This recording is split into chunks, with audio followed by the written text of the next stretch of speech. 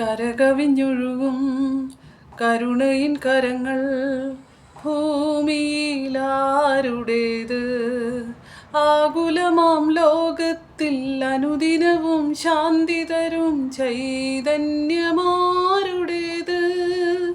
N മനമേ നീ പറയൂ, നിന്റെ ജീവൻ്റെ ജീവനേത്? സ്തോത്രം.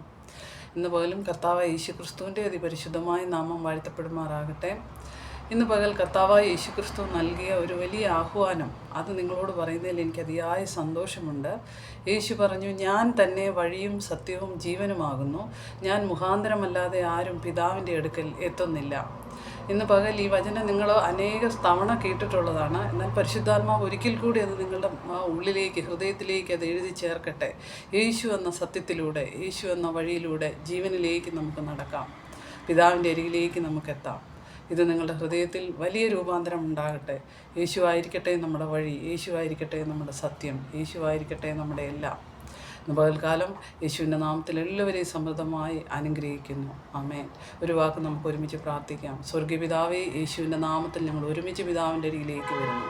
യേശു നൽകിയ ഈ വാഗ്ദത്തം അവിടുന്ന് ഞങ്ങൾക്ക് തന്നതിനായി സ്തോത്രം. അപ്പോൾ ആ വഴിയിലൂടെ ആ ജീവനിലേക്ക് നടന്നു വരുവാൻ നിൻ്റെ മക്കളെ ഓരോരുത്തരെയും സഹായിക്കണമേ. എല്ലാ സങ്കടങ്ങളും ആകുലതകളും മാറി ആ വഴിയിലൂടെ നടക്കുമ്പോൾ ഞങ്ങൾ ആശ്വാസമുള്ളവരാണ്, സന്തോഷമുള്ളവരാണ്. അതിൻ്റെ മക്കളുടെ ജീവിതത്തിൽ അനുഭവിക്കുവാൻ ഇടയാക്കുമാറാകണമേ. യേശുവിൻ്റെ നാമത്തിൽ പിതാവേ, ആമേൻ. സ്തോത്രം. എല്ലാവരെയും സമൃദ്ധമായി ഐശ്വര്യമായി യേശുവിൻ്റെ നാമത്തിൽ അനുഗ്രഹിക്കുന്നു. എല്ലാ മുഖങ്ങളിലും സന്തോഷമുണ്ടാകട്ടെ. യേശു എന്ന ജീവനിലൂടെ നമുക്ക് നടക്കാം. ആശ്വാസവും സന്തോഷവും നിങ്ങൾക്കുണ്ടാകട്ടെ യേശുവിൻ്റെ നാമത്തിൽ. ആമേൻ.